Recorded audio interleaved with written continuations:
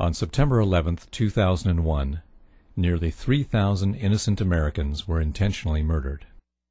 Over 1,000 soldiers have died and thousands more have been maimed or wounded. We dedicate this video to their memory and to the capture, trial, and punishment of those responsible. Please join us in a prayer or moment of silence in tribute to them.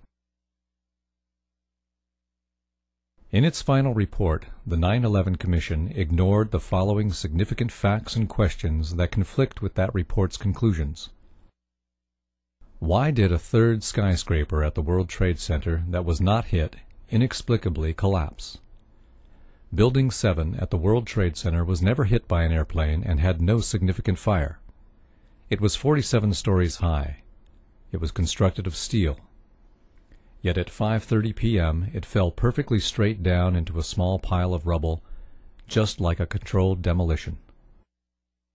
Why did the Federal Emergency Management Agency lament that the specifics of the fires in World Trade Center 7 and how they caused the building to collapse remain unknown?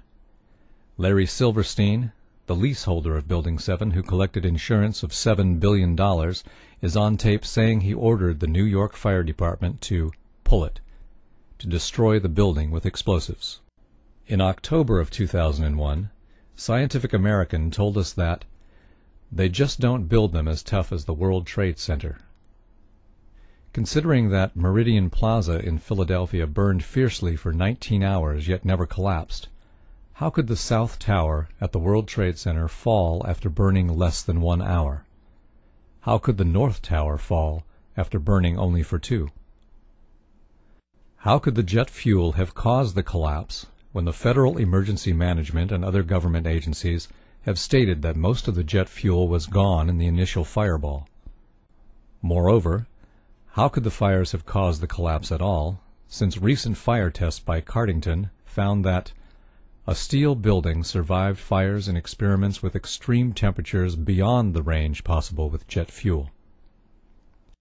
Since the black smoke coming from the buildings means that the fire was oxygen-starved and could not have reached its maximum temperature of 1800 degrees Fahrenheit, and steel melts at a much higher temperature of 2500 degrees Fahrenheit, nearly 700 degrees hotter than the maximum temperature of the fire, how could cleanup crews have found melted steel in the basements? How could, days later, NASA satellite images show hot spots in the buildings that still exceeded the maximum temperatures possible? Explosives like C4, however, create temperatures of 3000 degrees Fahrenheit, which easily melt steel. Why did Fire Engineering magazine tell us that no steel building has ever been destroyed by fire, that the World Trade Center investigation was a half-baked farce? Why was all of the important evidence illegally destroyed, some before the investigation began? Why was $40 million spent to investigate Clinton's sex life while only $600,000 was spent on investigating the World Trade Center fires and subsequent collapse?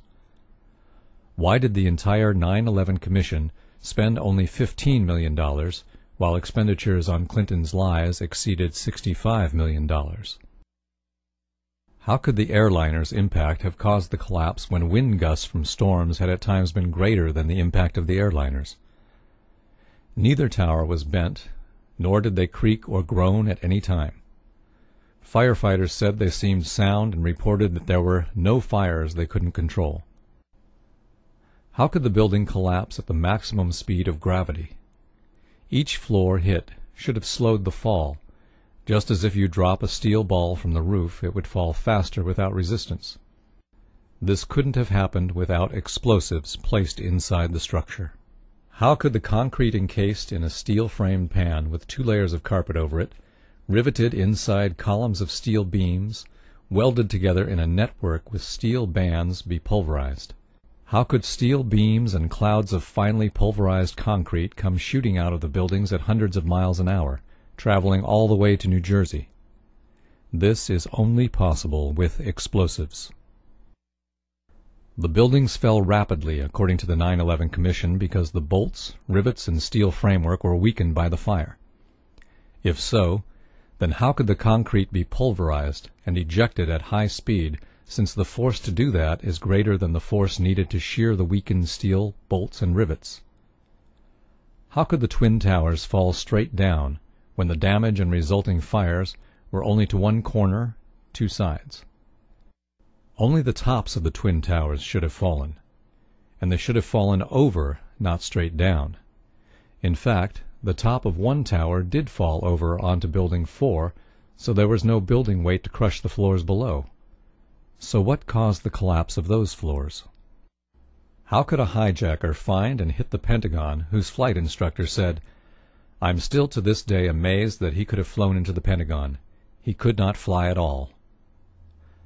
How could a pilot this bad have the flight controllers comment, "The steep turn was so smooth, it's clear there was no fight for control going on"?